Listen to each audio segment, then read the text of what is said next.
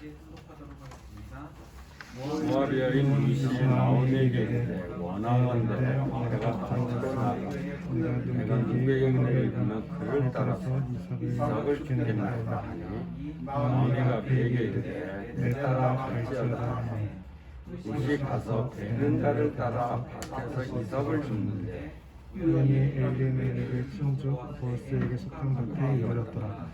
마침 보아스가 베들레헴에서부터 와서 베나들에게 이르되 여호와께서 너희와 함께 하시기를 원하노라 하니 그들이 대답하되 여호와께서 당신에게 복 주시기를 원하니라 하니라.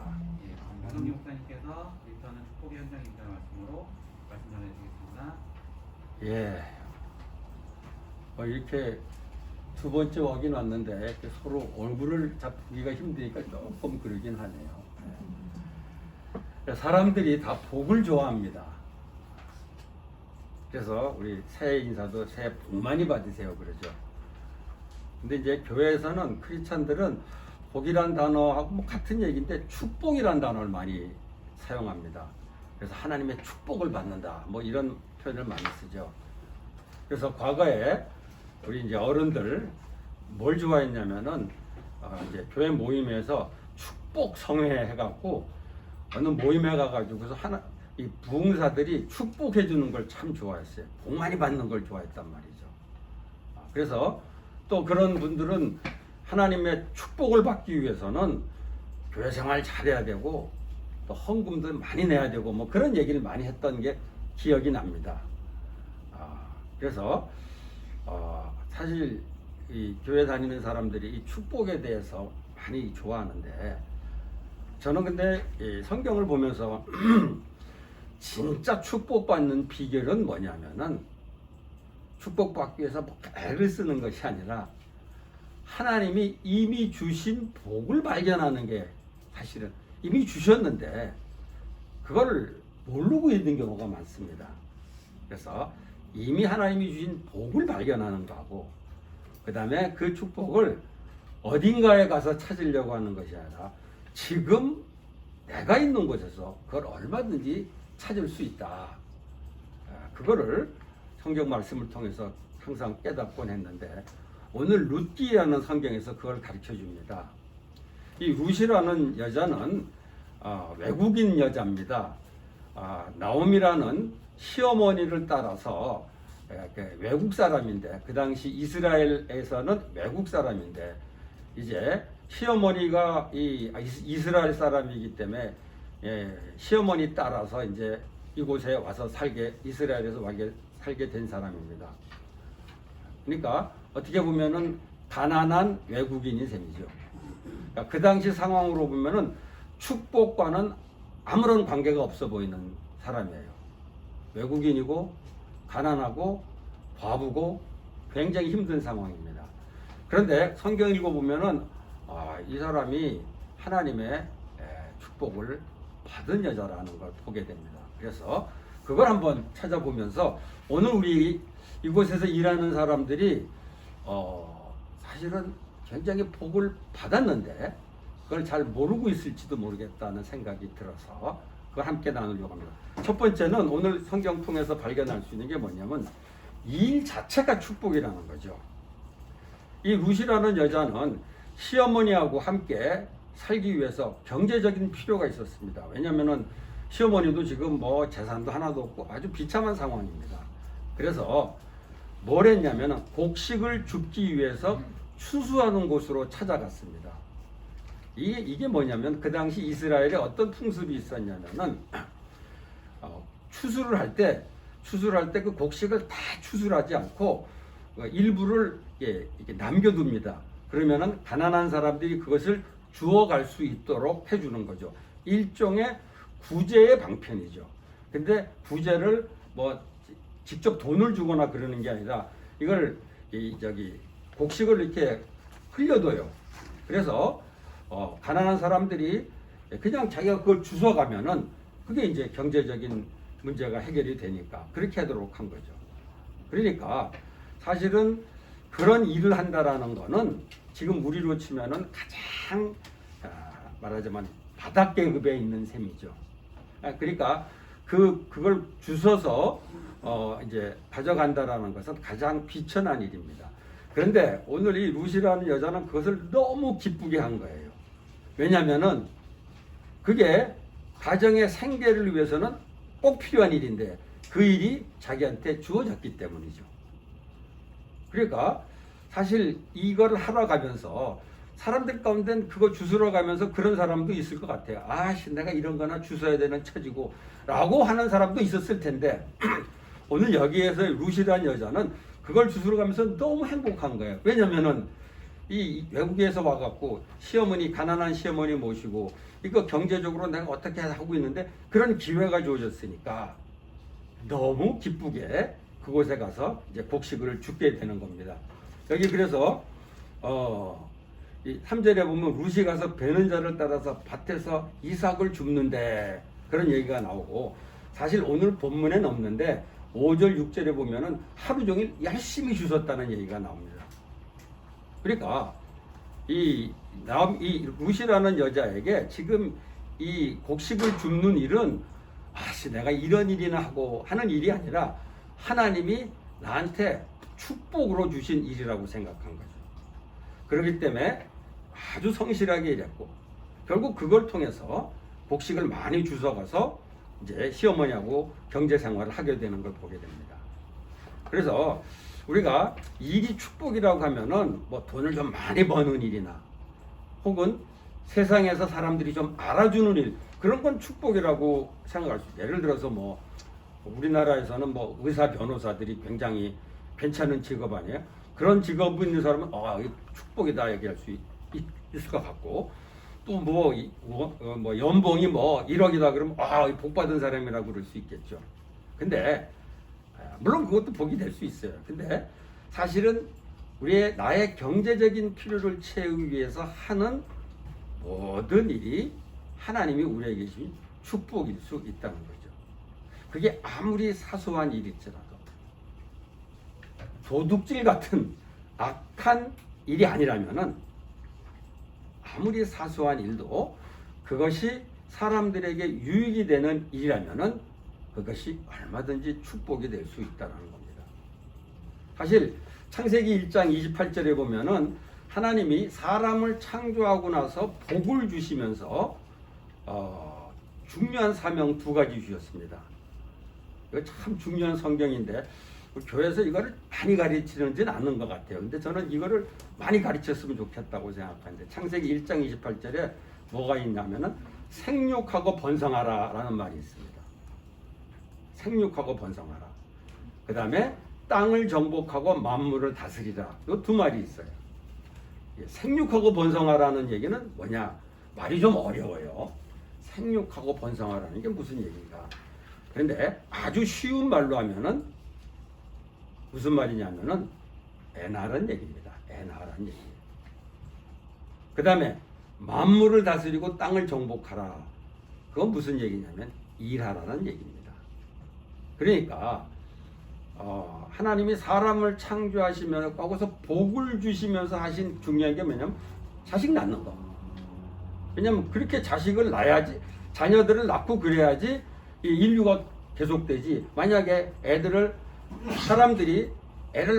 모든 사람들이 애들 안 낳아버려. 그러면 인류는 끝나는 거야. 세상은 끝나버리는 거야. 그래서 이거 애 낳는 일이 너무 중요한 일입니다. 그리고 그게 엄청난 복이죠. 이번에 우리 김석기 센터장이 그 일을 하셔서 축하드립니다. 굉장히 중요한 일을 하셨어요. 그 다음에 이제 만물을 다스리, 이게 일하라는 겁니다. 다른 피조물한테는 애 낳으라는 거, 새끼 낳으라는 얘기는 했지만은 만물을 다스리라는 얘기는 안 했어요. 요건 사람에게만 주신 겁니다. 그래서 애 낳는 거는 우리 모든 피조물에게 축복이지만 일하는 거는 사람에게만 주신 축복이에요. 그래서 사실 우리가 일을 한다라는 것은 보통 힘들게 생각하기 쉬운데 이게 축복이고, 그리고 할 일이 있다라는 거, 그리고 내가 일할 수 있다라는 거, 이것 자체가 축복이라는 겁니다. 특별히 요즘 전 세계적으로 제일 심각한 문제가 일자리 문제가 심각합니다. 4차 산업혁명이 일어나면서 그런 얘기 많이 하죠. 일자리가 점점 줄어든다. 기계가 다 해버리게 되고 뭐 로봇가 다 하고. 그런데 사실 제가 요즘 그런 책을 읽고 있습니다. 자동화와 노동의 미래, 그런 책을 읽고 있는데, 자동화가 되면은 일자리가 없어진다 그런 얘기를 하는데, 그 책에서는 꼭 그런 건 아니다. 새로운 일자리가 얼마든지 나타날 수 있다라고 얘기를 합니다.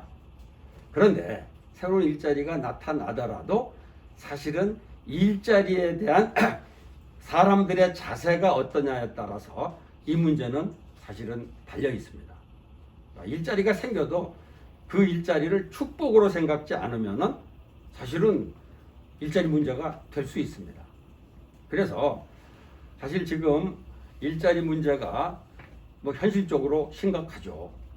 근데 제가 얘기를 들어보니까 우리 주변에 사업하는 분들 얘기 들어보니까 오늘 낮에도 제가 그분하고 그런 얘기를 했는데 사람 구하기가 어렵다는 얘기를 해요. 왜냐하면은 자기 사업이 조금 일하기가 조금 힘든 일이라서 사람들이 많이 안 온다 그러면서 사람 구하기가 어렵다는 얘기를 하더라고요.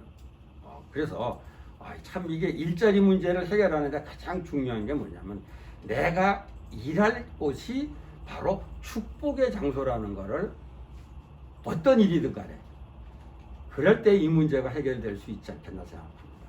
사실 일자리 문제는 우리 정치가들이 해결해야 될 문제라고 합니다. 요즘 대통령 선거하는데도 일자리 해결하는 대통령이 나와야 된다고 생각하는데 사실 저는 거의 확실히 말할 수 있습니다.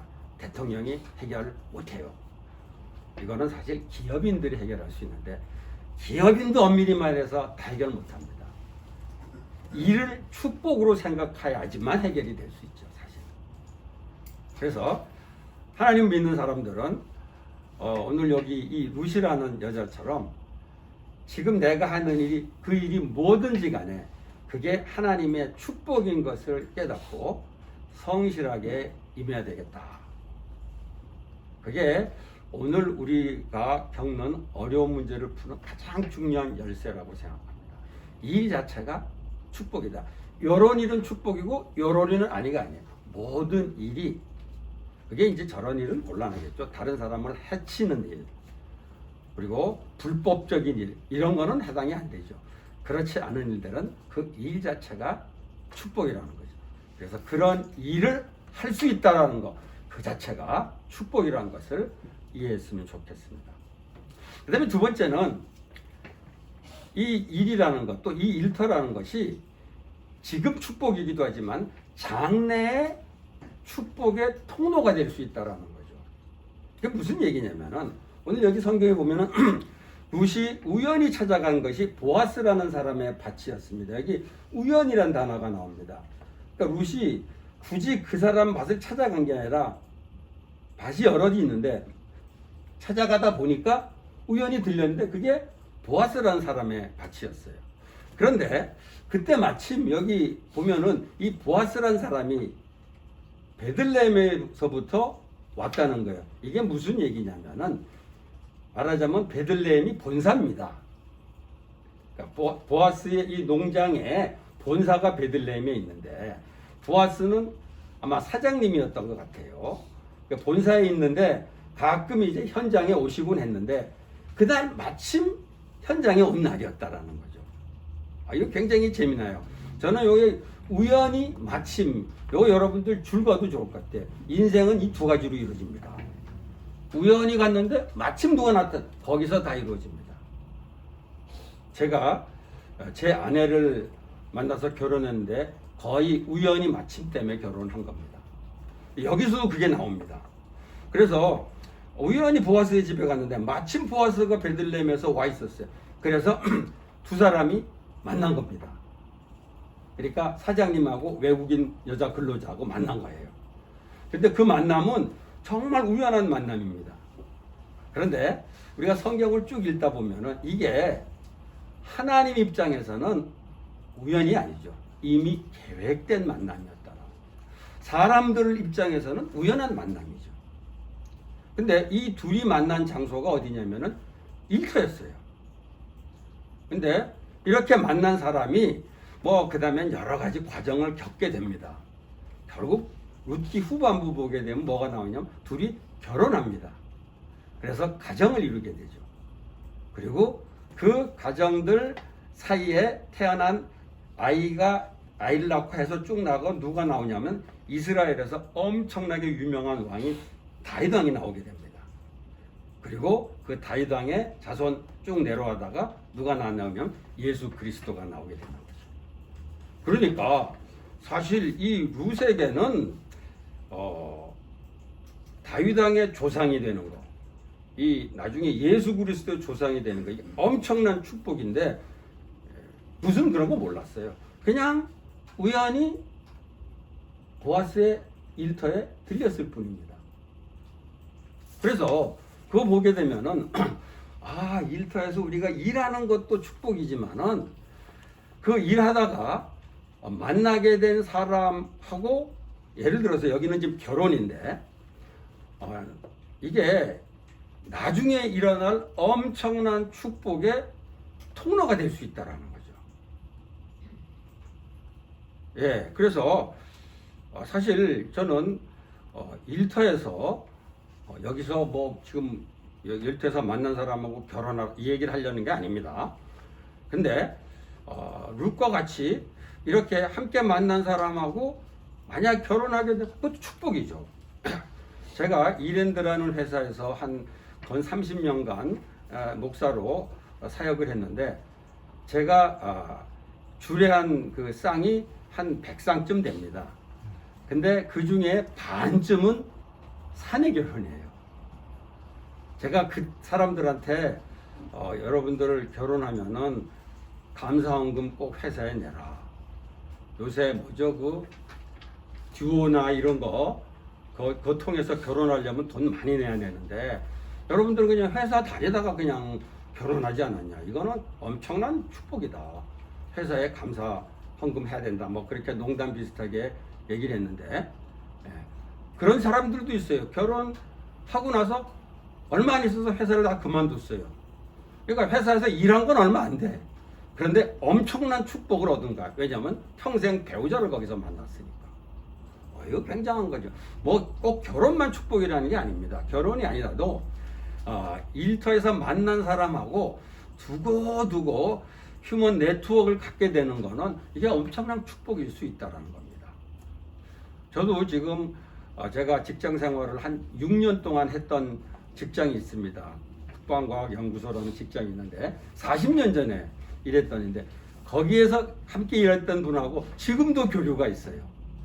그 중에 선배 한 분은 지금도 저한테 연락을 하고 그 당시는 그분은 뭐 교회 나가질 않았는데 지금은 교회 나가는 분이 되는데 지금도 연락하면서 아주 그 뭐라고 그러나요? 같은 교회 다닌 건 아닌데 같이 일했던 것 때문에 지금도 아주 친밀한 관계를 가지고 사귀고 있습니다. 제가 이런 거 보면서 지금 하는 일 자체가 축복이기도 하지만은 일이 장래에 어떤 일이 일어날지 모르지만 그것에 축복의 통로가 될 수가 있고 축복의 씨앗이 될 수 있다는 거죠. 지금 제가 지난번에도 조금 얘기했겠지만 제가 신학교 다닐 때 경제적인 필요 때문에 청소 아르바이트를 한 적이 있습니다. 미국에서 무지 힘들었습니다. 그 청소하면서 축복이라고 생각한 적 한 번도 없습니다. 내가 왜 이런 고생을 해야 되냐 그렇게 생각했어요. 근데 지금 돌이켜 보니까 그때 그 노동을 했던 것이 얼마나 감사한지 모르겠어요. 제가 그때 그 노동을 안 했으면은 저는 공부만 했지 노동이란 것을 모를 뻔했어요. 그 노동의 가치를 모를 뻔했어요. 그냥 공부만 하던 사람이니까.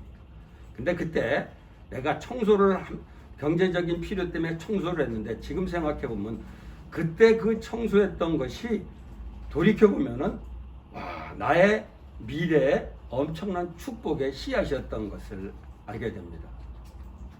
그래서 사실 그렇게 생각하면은 우리들이 지금 일하는 곳 그거 자체가 축복이지만 아직은 알 수 없는 미래에 어떤 축복을 하나님이 주시기 위해서 나를 이곳에서 일하게 했을 수 있다. 그렇게 생각하면은 일터는 엄청난 축복의 현장이 될 수 있겠다고 생각합니다. 그래서 지금 하는 일에 성실하게 일해야 될 거고, 또 하나 중요한 거, 일터에서 만나는 사람하고 잘 지내는 것도 참 중요한 것 같아요. 왜냐면은 여기 있는 사람하고 내 다시는 안 본다 이게 아니야. 언제 어떻게 만나게 될지 몰라. 그게 어떤 축복이 될지 알 수 없다라는 거죠. 네, 지금 일이나 지금 하는 일터가, 그리고 같이 일하는 사람들이 장래의 축복의 통로가 될 수 있다는 겁니다. 그 다음에 세 번째는 일터 속에서 축복을 나눌 수 있다는 겁니다. 오늘 여기 보면 그게 돼 있죠.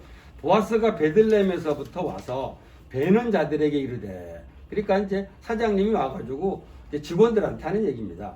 여호와께서 너희와 함께 하시기를 원하노라. 이게 뭐 한 거예요? 축복을 한 거죠. 축복을 한 겁니다.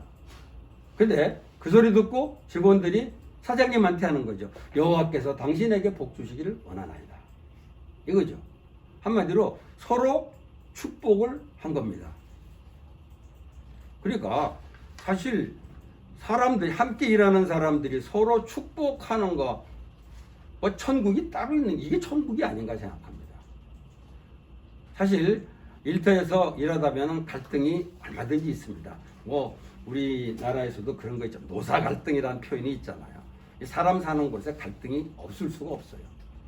왜냐면은 그렇게 죽고 못 살다고 사랑하던 부부도 결혼하자마자 계속 싸우잖아요. 그러니까 사람이 있는 곳에 갈등이 있을 수밖에 없어요.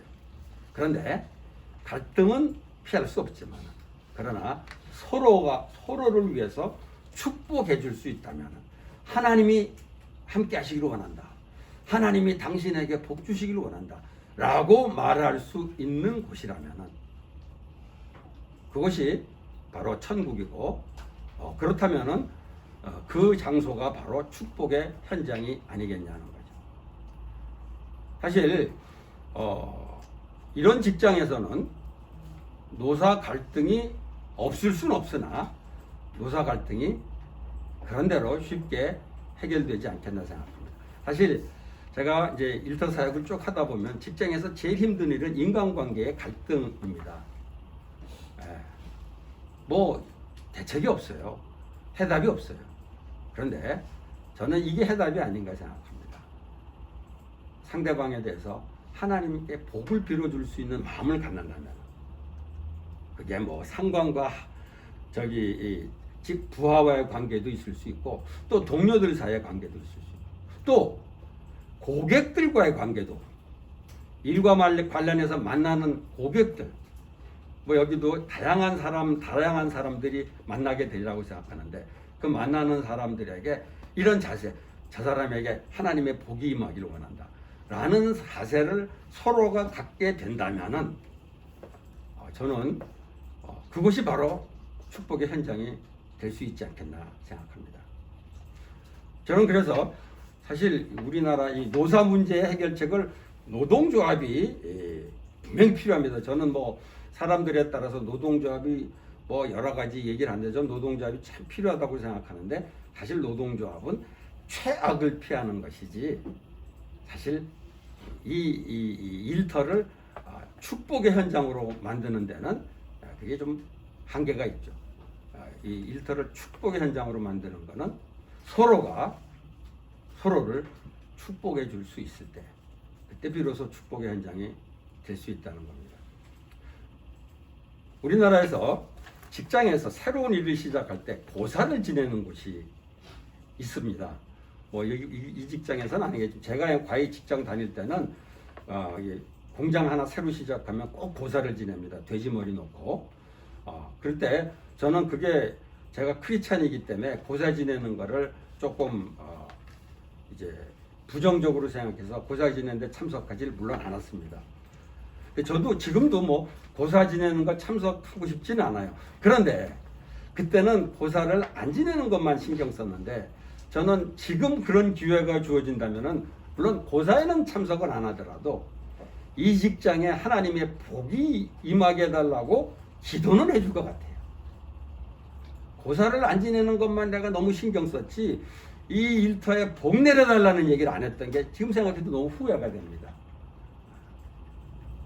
그래서 사실 우리가 하나님의 복을 비는 거 너무 쉬워요.